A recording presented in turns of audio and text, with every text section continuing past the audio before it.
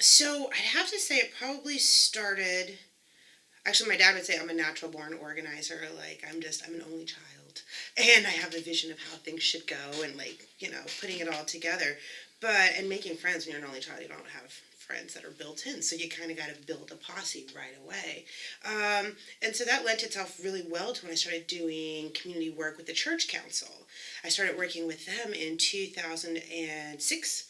And I mean, that was just an amalgamation. It was 19 denominations at the time, 500 different congregations, and we were working together on social justice issues that we cared about. We had direct service programs and advocacy. And so that's where I got to do it for my job for the very first time, is bring people around the table that fundamentally agree upon an idea, but very much disagree on the details. And having a board meeting with people that are literally responding to the call of a higher power and getting them to move on the details. That was a big challenge, but it was also like lots of logistics. Like the congregation, like the UCC congregation from the University District wanted to work with Plymouth downtown, and making sure that everybody felt included, and we had adjusted for parking, and we knew how many lunches to get. So that's sort of where I started, and then it grew into political campaigns. So I worked my first one in 2010 up in Snohomish County, and I just got the bug. I really liked going out in the community and hearing what people had to say, processing it and turning it into policy or suggestions that could be actionable. Um, the biggest example that I have on my resume is the $15 an hour CTAC campaign, and that was just a stupendous effort in a small community. When we got there, 25,000 folks that were residents, 11,000 voters, but each pocket of voter was so distinct. I mean, we worked in 7 different languages to talk to these 11,000 folks and register 1,000 more, so 12,000 all said and done. At least 5 different faith backgrounds, and having to really be thoughtful about how you're approaching each faith community and what their priorities are. Being respectful when you went to mosque, for instance, and being very, very conscious about that. Little things around voter registration, like birthdays. People in the Muslim community often have a different calendar. And so dealing with county elections, when they're like, you just registered 17 people with the same birthday. What's that about? And having to like do a little bit of like, this is a cultural competency moment. Like, they don't use our calendar, so everyone has the same birthday. I promise this is not voter fraud. And that really for me was just, it was spectacular. It was the first time I'd really worked with labor and learning the dynamics, because it turns out just like women or men or people that are 27, they all don't think exactly alike. They've got their own priorities and their own relationships and their own, stuff that they bring to the table. And learning, I literally had a Venn diagram on a giant mirror that I used to get all my thoughts out about, okay, this organization worked with this one and this one overlaps here. And it took me a couple of weeks to really get my mind around the whole picture of the pieces that went together. I also have this thing I do with organizing. I call it Miss Brianna's Vocab Bank, which sounds more patronizing than I mean it to be. But when you're having these really, really difficult conversations, you have to agree upon the words you're using. Because if I say campaign, it means something to me in a very electoral, very voter-driven sort of way. Whereas if you say campaign in a union organizing setting, it's got a different connotation. There's no end date on an organizing campaign. I'm like, when does this campaign end? I accidentally asked that in a meeting. It was horrifying. I was terribly embarrassed. They're like, the campaign's done when we win. Oh, okay, so not August 4th or November 3rd. Got it. So the vocab box really, really works to just get some terms on the table that we agree upon what we're saying when we say XYZ word. And that sort of just drove me to really, really believe in people power and the power of communities working together. And so this is sort of like the highest manifestation of that I've ever attempted. So the something you said early on about taking people who have differing viewpoints and kind of working to align them. How do you do that? You start with what you agree on and not what you disagree on, which I think is a pretty basic thing that sometimes gets lost at the negotiating table. More often than not, when you're talking about a big issue, let's say housing, right? Housing's all the rage today with HALA's recommendations coming out. We all agree we need more housing. We all agree it needs to be affordable for people that are working and living here and have been working and living here, and the people that are joining our community. So instead of starting out an argument with, I want to talk specifically about upzoning and this piece of upzoning and whether or not it's going to work, you don't start there. Start in the middle with what you agree upon, and it's a lot easier to build out toward the differentials, and you build a lot of respect for the people that you're at the table with that way, because you're not starting antagonizing each other, you're starting cooperating. So I usually try to start with what we agree upon, and there's usually a lot more meat on the table than people think when they originally get there. They're so busy being ready to argue their position and their point and fight for the thing that they want that they miss like the fact that it's like, well, we all agree it's a ham. Let's agree that, right? We are making dinner. This is for sure a ham. You know, whether or not it was spiraled or glazed, we can talk about that later, but it's for sure a ham, you know? So I like to start there. So you mentioned Hallow, which has been since late last week. Trickling out. Yeah. Yeah. And then the mayor had his thing today. Mm-hmm. So what have you made of all of what's happened in the past 5 or 6 days? Well, it's been a storm, right? I think the first thing that I noticed is how quickly people are willing to vilify the committee because they didn't get, again, that piece that they were looking for. The Hallow worked for 10 months with 28 people around a table several times a week, multiple hours at a go for 10 months is nothing to be sneezed at. And the fact that they did come to suggestion 65 of them, to be exact, is hugely impressive. I don't agree with all of them, and I haven't read them all, so I'm not prepared to dive deep into the wonk, although I will be in 2 or 3 days with a highlighter, probably a glass of wine. But today we had a briefing from the mayor's office, which I really appreciated, the fact that they emailed all the candidates and said, okay, this massive thing has come down. Get on the phone and we're going to try to talk through it as quickly as we can. We're not going to waste a bunch of your time. But I thought it was incredibly gracious because we've got so many things to learn that to have the mayor's office consider getting all 47 of us across the city on the phone at the same time to try to give us a walkthrough, at least of the top lines. It was great. I thought that there were some really clever things in the Hallow. There were some concessions to the fact that we've been saying developers need to be held accountable with some sort of linkage fee or impact fee. That's in there. The fact that we want to retain community character is addressed in there. The fact that we want to have mixed income development, it's in there. So the big things, again, that we all agree that we want to see are in there. When you start working out towards the details, which again I have to read all of, I'm sure I'm not going to love everything in all 68 pages of it, but I'm pretty impressed with what they came up with, considering how many folks there were and how the amount of time they put into it. Did any one particular part of it get seized on in that call? I find the call interesting. At the beginning, there was a lot of back and forth about details between 0 to 30% AMI and 30 to 60, and then 60 to 80 and 80 and above, and where it's going to be, and are we going to protect just downtown for the rich, and that was sort of where the call began.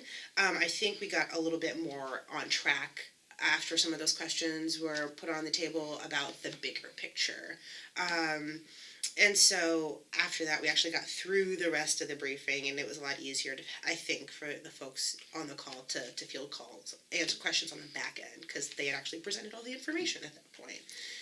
Yeah, I think that's helpful, right? Was there anything on this issue that you've heard so far that matches with something that's been a signature issue of yours on this particular issue on housing affordability that you've been running around, trying to say that you drum up interest around? I think that some really good work was done around displacement and how we're going to address keeping low-income low-income families in the homes that they have now. Those are the two things that stood out to me as okay, right, we've got a plan, we're moving.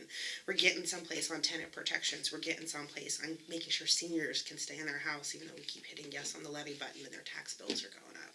So those are the two things that just from top lines I was like, all right, yes, we got that in there, nice. So what do you think about something that tends to be brought up by a fair amount of people that are kind of scared and nervous, the ones that have been here longer maybe, in terms of, okay, we're densifying and more people are coming in, and this is happening anyway. Every day I write about a single family home coming down and 7 units going up. With one parking spot. Yeah, and how to somehow meld that with the transportation system. Do you think there's going to be a way forward somehow to get that done so that we're not just all stuck in a worse traffic jam getting out of here? Well, I think there is. I think that I think we really we're just going to have to fight with Ballard about light rail. I mean, I as kumbaya as I try to be in big picture, there's some fights we're going to have that are West Seattle specific, and that's one of them. We got to get light rail over here. I mean, we're just jammed on that bridge every which way, every day. I mean, it feels like even the weekends at this point, just getting into downtown and back is a mess. The other thing that I'm really concerned about is how much capacity we're going to be able to grow on the Sea Line and the Rapid Line, because I live just Fauntleroy in Edmonds, so I take that Alaska and Fauntleroy Sea Line bus stop, and the Whole Foods project, it's like 500 new units. Where are they going to stand? I mean, not just the parking thing, but, like, quite frankly, my Sea Line bus stop does not hold 400 new people in the morning. Right now, it's pretty rare, but right now, I might miss a bus because it's just packed when I need to get out of town, and by the time it's come out the junction, it's completely full. So I think getting more regular and rapid transit that people can access will be part of the key for West Seattle. I mean, I also have a list of bus routes that I want to work on just on the rock, as I call it. Just the local routes, getting around, like the 22 is the bane of my existence, for instance. That bus needs to run way more frequently, especially going up that giant hill at the end of Thriftway, right by the Thriftway. It needs to be more than once an hour. But I think we can. I think we can do it, is my answer. I think that it's going to be a bit of a dogfight around ST3, though. Well, the problem, though, is that even if it does go through and it concludes West Seattle, it's going to be like 15, 20 years before something's built. Now. Yeah. Yeah. So the other stuff has to be done in the short term. You sound like a multimodal person, though. You mentioned the bus. You mentioned catching cars. Do you also drive a car or? I don't own a car currently. I think this is a symptom of being a campaign manager for 6 years. I spent a lot of time in a car, and so when my Super Trooper just died finally after its life of service, I was like, this isn't so bad, this walking around and taking the bus bit. Although that being said, my mom had a total knee replacement 3 weeks ago, and so for a couple of weeks I did have her car so I could help run errands, make dinner, get back and forth from campaign stuff, and still get to Des Moines where she is, and check in on the cat, that sort of thing.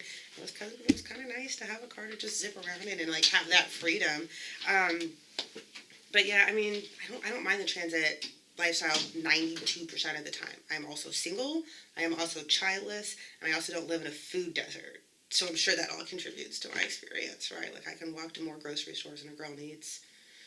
I'm not on Delridge, where I cannot walk to a grocery store by any stretch of the imagination.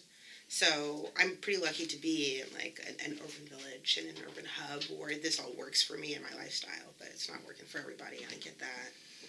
Do you have any thoughts about how, you mentioned Delridge, about how to kind of help fix that, what you could do as a city council member to kind of advance some of what they're struggling with down there? Oh yeah, we can work closely with the Office of Economic Development. I know they did a study that said basically a big box store isn't going to work, which I highly doubt, especially with the projections of growth that we've got coming in down along the Delridge corridor. But we could work a little bit closer with OED around supporting like the Delridge Co-op idea, or working with other small minority-owned businesses and getting little pocket bodegas. They don't have to be a Safeway. It can be a tiny store that just fits into the existing community, but actually provides fresh produce and fresh meat and culturally specific products. We've got a huge amount of diversity down in the Delridge corridor, and those folks can't find food that they eat, that they're prepared to feed their families from a cultural or a religious standpoint. So as much as we trumpet small business in the city and as much work as we want to do to get them up and going, I think the city could be pressed a little bit more to create a solution for West Seattle and South Park. I was so happy when Stockbox went in and so disappointed when it left. Did you ever talk to Stockbox at all? I didn't. So my tenure as a South Parkian ended right before they went in, or else I'm sure I would have had, because I am a comment card leaver. Yeah, they were over here for a while, and then they went to South Park, and then they went over to First Hill, and I haven't heard from them since. But it's a challenging thing. I was going to ask you, speaking of that, so you were South Parkian. How did you wind up a West Seattleite? That's a great question. I moved up here from Tacoma about a decade ago, and after looking at 52 apartments, because I know what I want, I just couldn't live anywhere else. I lived in the Stadium District in Tacoma, which very much feels like the Alaska Junction, right? Or the Admiral Junction, which is where I landed. And I just walked around. I was like, there's a Metropolitan Market. There's this, there's that. You know, it's like well laid out and easy to get to. And I just absolutely fell in love. I lived over at the Aveda Salon on California and Walker for 6 years. And I would come home, when I moved in, there was a yoga studio down there. And I would come home in the summer and it literally felt like, and this is going to sound super hippie, but it really, like, literally felt like good vibes and flower water in my living room. So I was like, this is fine with me. I could walk down to Alki, down Massachusetts on a little sneaky road the locals know, and avoid the traffic and shake my fist at Queen Anne, you know, taking over my beach. But yeah, I looked on Capitol Hill and I looked in Madrona and I didn't look at Magnolia, that was never going to happen for me, but I looked in Beacon Hill and Columbia City and I came over the bridge and it was just like, yes, this is good. This is what I've been looking for. And so, other than a little bit of time I spent moving around for campaigns that I've worked on, it was just like, this suits me just fine. So something that we observed about you fairly early on, it was in one of the forums, is that you answered questions honestly. Not that everybody here at this level has been very guarded and political, but more so. There was a question at the Hall of Fauntleroy when somebody asked about the elephants, The elephants. but you answered it honestly. Yeah. And that's something that people in political races don't always seem to do. So I'm curious if is that just your style, and if anybody tried to tell you to tamp that down, or you are who you are. Yes to all of those things. It's for sure my style. I've got references on it. There's a couple things going on for me. You only get to run your first campaign one time, and win or lose on the 5th of August. I want to be able to look myself in the mirror and be like, all right, like you did the best Brianna could do, and not necessarily hedge your bets so much about who it is that you're presenting. I also think that there's some reality on the follow-up to that, where if voters do support me, they're going to expect me to continue to sound this way, and I'm going to be forthright about the fact that sometimes we're going to disagree, but at least I'm telling you the truth, and hopefully that's a respectable thing. And I don't want to get stuck in a circle of tap dancing where you're so busy trying to be everything to everybody that you're never yourself. I am terrible at not being myself. I was not myself the first couple weeks of this campaign, and all my friends saw. They're just like, what is this? Who is this person? Is our friend going to show up soon? And one of my dear friends was just like, can we just let Brianna be Brianna and trust that that's what's going to work? And I was like, all right. And then I started doing that more often, and it worked. And it's easier to be honest to who you are than have to remember who you promised or what room you massaged an answer in. Or I'm just really, really busy too, so I don't have time for too much posturing, quite frankly, with still working and not having a manager and trying to do all of this, with my own know-how. It's just easier to be myself. And I hate for you to elect some other version of me, right? Like, I gotta be them. So lately, what have you been hearing from people about, whether you're doorbelling or at events or whatever? I went doorbelling yesterday, and my heart broke. I did my own precinct, my neighborhood. I was saving it for the week ballots drop because I was sort of getting myself pumped up for it. What if they don't like me? First 5 doors that I actually talked to people, 3 of them are leaving the district because they can't afford to live here anymore.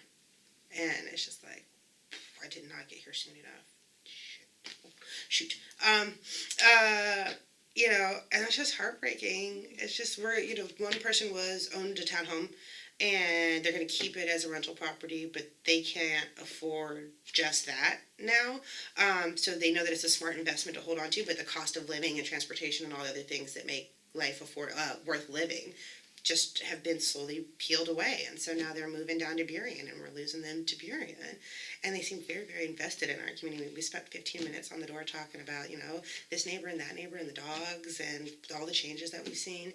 But 3 out of the first 5 people I talked to on the doors yesterday are leaving West Seattle because they can't afford to live here. I hear a lot about parking.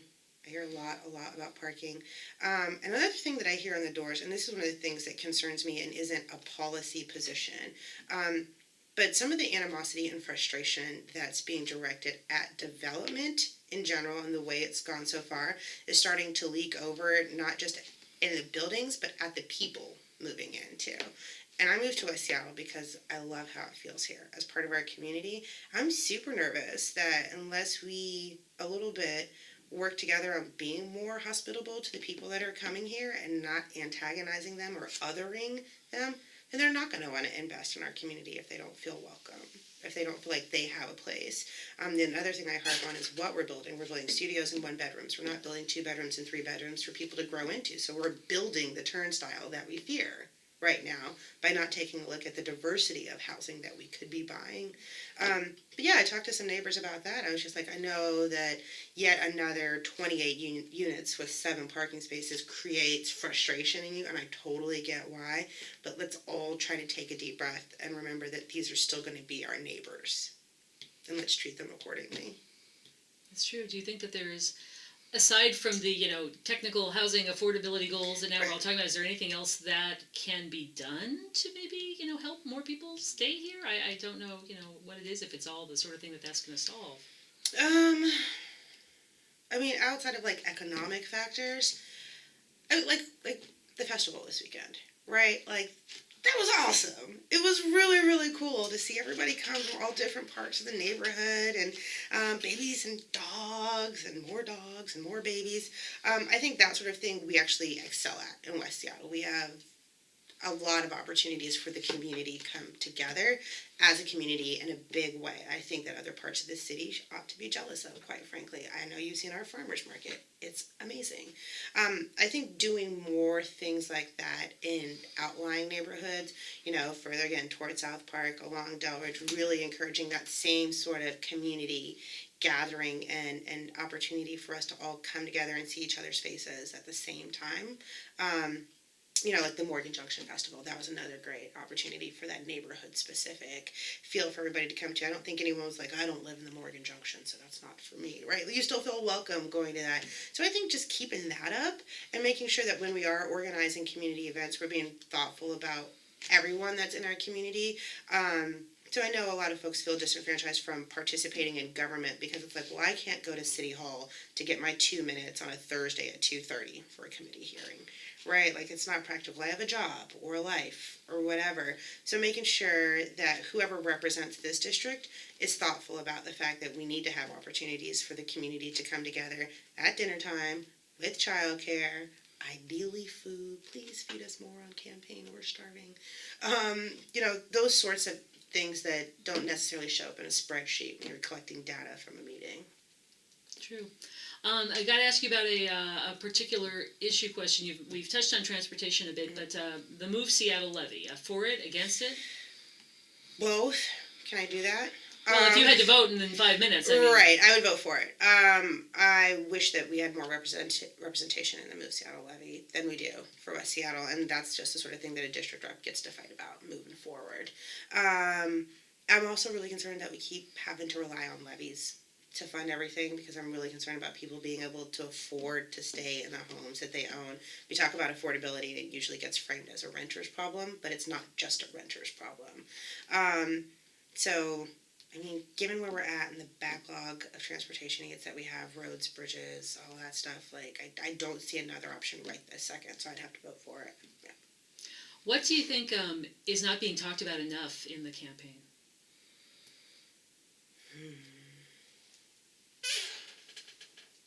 I think that in the attempt to find minutia in our differences in policy position, we don't get to be ourselves very much. There's not a lot of room for that. This is a pretty big job, and whoever gets it's going to have to interface with the community for a solid 4 years.